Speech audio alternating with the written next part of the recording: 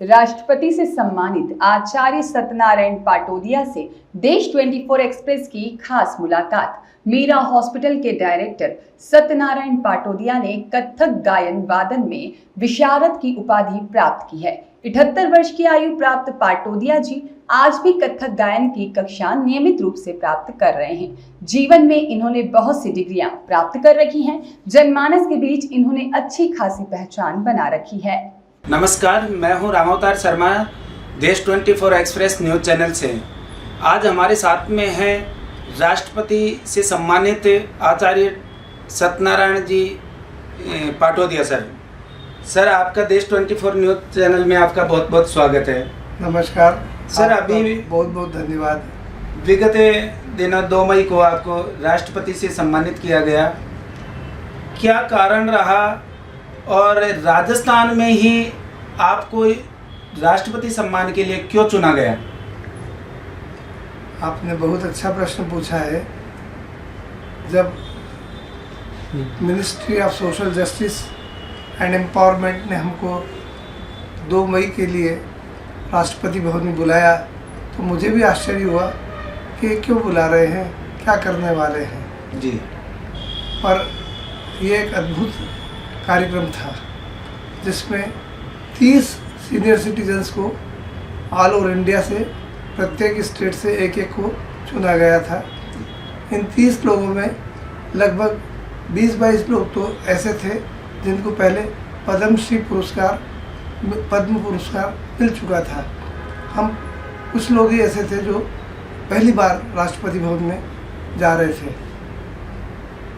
Intelligence bureau ने बड़ी छानबीन करने के बाद हमारा पता लगाया और हमारा पूरा विवरण सरकार को दिया और हमारे घर भी आए और हमें पता ही नहीं चला कि इंटेलिजेंस ब्यूरो वाले आए थे।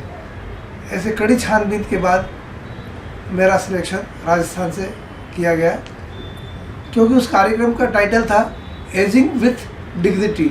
जी। मतलब ऐसे वृद्ध जो सम्मान के साथ अपना जीवन जी रहे हैं, पूरी जिंदादिली के साथ अपना जीवन जी रहे हैं। तो मैंने गायन, वादन और नृत्य, कथक नृत्य, इन तीनों क्षेत्रों में विद्याध्ययन किया, परीक्षाएं दी और परीक्षा उत्तीर्ण करके एक सम्मानजनक स्थिति की और 78 वर्षीय आयु में भी युवाओं जैसा कार्य कर रहा हूँ मैं, इसलिए मेरा सिलेक्शन किया गया है। राजस्थान से केवल आपको चुना गया इंटेलिजेंस ब्यूरो के माध्यम से, तो आपको वहाँ पे राष्ट्रपति भवन पहुँचने के बाद में कैसा महसूस हुआ? हमें जयपुर से दिल्ली और दिल्ली से जयपुर के एरोप्लेन के टिकट भेज दिए गए थे। एयरपोर्ट पर हमारे स्वागत के लिए कारें खड़ी थी। लोकल ट्रांसपोर्टेशन सरकार का था। हमें दी अशोक होटल में चाणक्यपुरी में ठहराया गया, जो कि one of the best hotel in Delhi है। उसके बाद 2 मई को राष्ट्रपति भवन ले जाया गया, वहाँ ऑडिटोरियम में बिठाया और उसके बाद वहाँ पर डॉक्टर वीरेंद्र कुमार, कैबिनेट मंत्री सोशल जस्टिस एंड एम्पावरमेंट ने हम बुजुर्गों के सम्मान में एक शपथ दिलाई। जो ऑडिटोरियम में जितने भी आगंतुक थे, केंद्रीय विद्यालय के बच्चे थे, वे सब खड़े होकर के, और यहाँ तक कि राष्ट्रपति महोदय भी खड़े हो गए। केवल हम 30 लोग जिनके सम्मान में ये शपथ ली जा रही थी बैठे थे। उसके बाद राष्ट्रपति महोदय ने सीनियर सिटीजन के लिए एक पोर्टल का उद्घाटन भी किया और 5 वृद्धाश्रम का भी उद्घाटन किया। इसके साथ 5 सीनियर सिटीजन को किट बांटे गए और ब्रह्मा कुमारी जी के साथ उन्होंने MOU का आदान प्रदान किया। सर, आपने जीवन में शुरू से ये आपने जो कथक गायन और जो वादन की जो शिक्षा है, जो कब से आपने शुरू की थी? संगीत मेरे बचपन से हॉबी रहा, पर मैं अपनी पढ़ाई लिखाई या नौकरी और शादी ब्याह इन सब झंझटों में पड़ा रहा और समय नहीं दे सका। आप मेरा जीवन क्रम सुनिए, देखिए जी।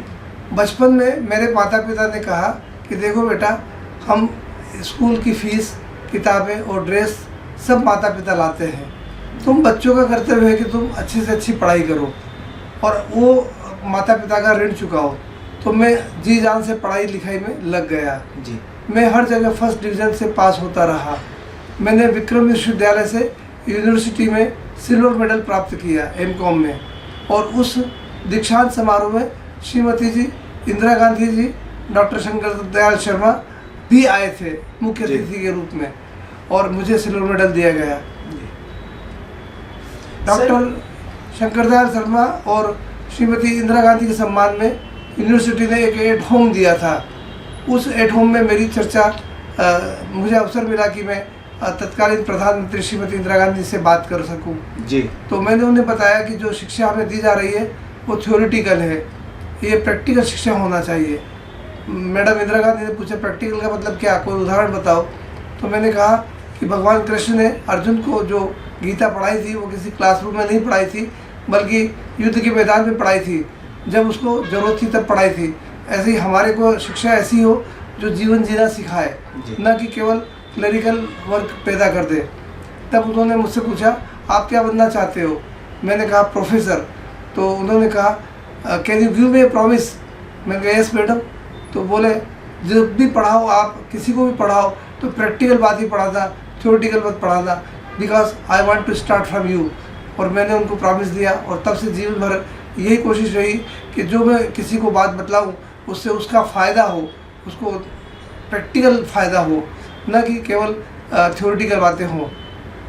सर, आज आप इतनी बड़ी शिक्षा ग्रहण कर ली और संगीत में भी आपने खूब डिग्रियां प्राप्त की हैं, इन सब के पीछे आपको क्या लगता है कि इसमें किसका सबसे बड़ा हाथ किसका है?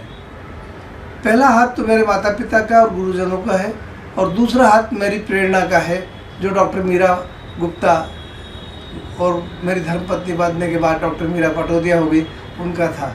मैंने बैंकिंग की परीक्षा में वर्ल्ड में टॉप किया था। मैं पहला इंडियन हूँ जिसने वर्ल्ड में बैंकिंग की परीक्षा में टॉप किया, और आज तक किसी और इंडियन ने अभी तक इस रिकॉर्ड को नहीं तोड़ा है। तो मुझे हमेशा प्रेरणा मेरी धर्मपत्नी देती रही कि आगे बढ़ो, पढ़ते रहो, पढ़ते रहो। उन्हीं की प्रेरणा से मैंने 10 किताबें लिखी बैंकिंग पर जी, और वो किताबें खूब लाखों की संख्या में बिकी। और यह मीरा हॉस्पिटल के भवन का भी निर्माण मैंने किया। इस भवन को निर्माण करने के लिए मैंने आर्किटेक्ट की पढ़ाई की। मैं Birla institute of technology and science में ऑनररी प्रोफेसर का कार्य कर रहा था। तब मैंने आर्किटेक्चर पढ़ा और मीरा हॉस्पिटल का भवन भी तैयार किया। तो पढ़ाई लिखाई की प्रेरणा माता पिता के अलावा मुझे डॉक्टर मीरा जी से मिली थी। और अभी थोड़े दिनों पहले ही उन्होंने मुझे सपने में आके कहा कि विशारद तो पढ़ ली है, वो आगे भी पढ़ते रहना, जीवन में आखिरी क्षण तक पढ़ते रहना और परीक्षा देते रहना। तो मैं तो उनका कहना मान के पढ़ता रहूँगा, MA करूँगा, PhD करूँगा और पढ़ता रहूँगा। सर, आप मीरा हॉस्पिटल के भी डायरेक्टर हैं, मीरा चैरिटेबल ट्रस्ट भी आप चला रहे हैं, तो ऐसा कौन सा कार्य कर रहे हैं जिससे आप सामाजिक हो या धार्मिक कार्य हो, कोई ऐसा कार्य बताइए कि जिससे युवा पीढ़ी में, आज की जो युवा पीढ़ी है उसमें थोड़ी जागृति पैदा हो, ऐसा कोई संदेश? युवा पीढ़ी को मैं संदेश देना चाहता हूँ कि जीवन को आनंद से जीना सीखो। भाग दौड़ की ज़िंदगी में कहीं आप अपने लक्ष्य को ना भूल जाओ। आज हर युवा परेशान है, दुखी है, दौड़ रहा है, पर उसे समझ में नहीं आ रहा कि उसकी मंजिल कौन सी है, क्या करना है। तो मैं कहता हूँ अपना भविष्य बनाने के लिए इतना अधिक दौड़ो।